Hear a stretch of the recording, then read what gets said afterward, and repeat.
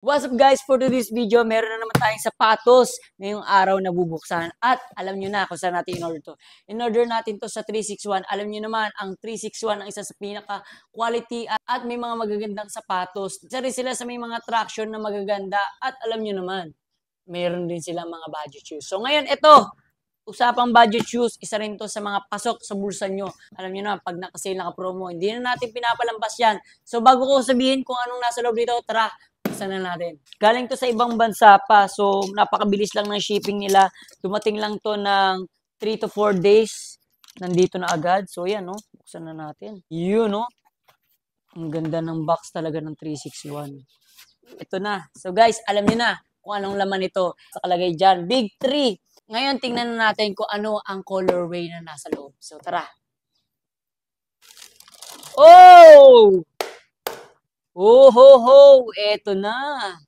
Ang ganda nito, guys. Woo!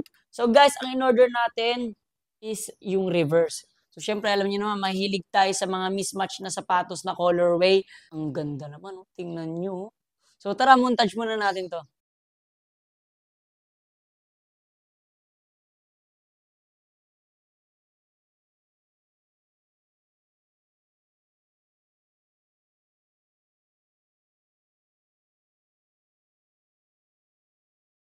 Alright guys, ngayon nakita nyo na ang Big 3 5.0 Quick Pro Reverse. Ang ganda ng colorway talaga na napili natin. Ang light blue pink. So guys, makikita nyo dito sa sapatos na to, mesh. Mesh yan yung upper. Makikita nyo dyan sa gilid, yung anti-rollover yan, yung plastic na yan, yung matigas na yan. Ito naman sa traction, makikita nyo, yan oh.